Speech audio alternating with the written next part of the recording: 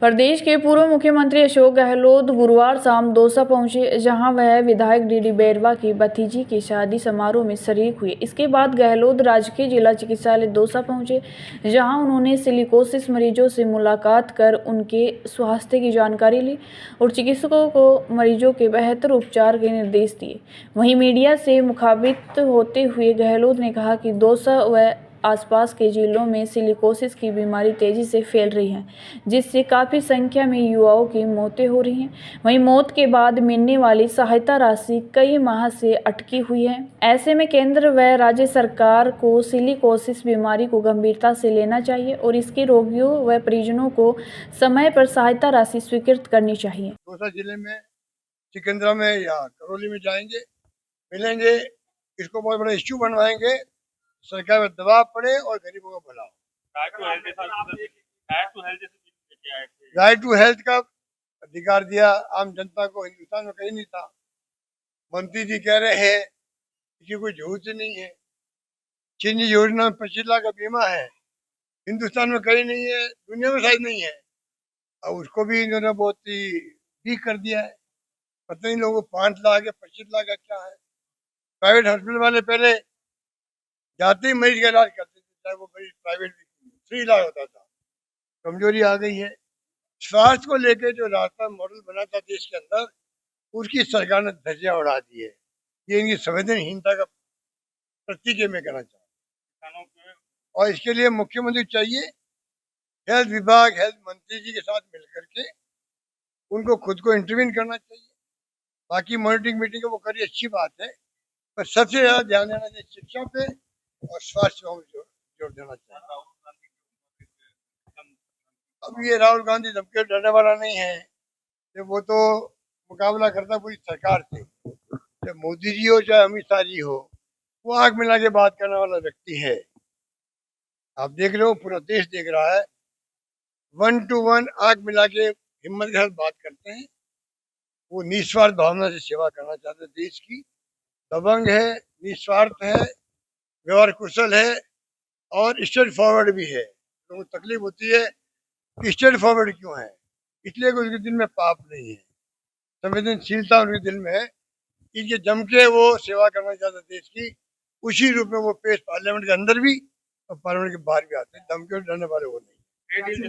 Congress party ने, AICC ने meeting बुलाई है कल परसों ही, प्रदेश कांग्रेस अध्यक्षों की, नेता प्रतिपक्षों की और जनसंघ इंचार्ज पूरे देश भर के।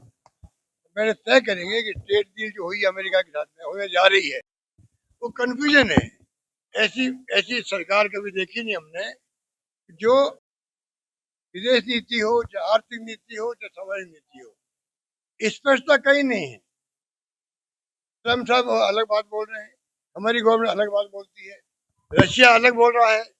वो कहता है हमारा तेल कम हो ही नहीं रहा, अभी तो ले रहे हैं वो लोग तो इंडिया वाले, और हमारे पास कोई खबर नहीं है कि तेल लेना बंद करेंगे। अमेरिका कह रहा बंद कर दिया गया है, भारत सरकार चुपचाप सुन रही है। तो ना इधर का रहेंगे ना उधर का रहेगा। मेरा मानना है कि मोदी जी को चाहिए, रशिया हमारा मित्र है, आजादी के वक्त से 70 साल ज्यादा हो गए, विचार उस पर करे।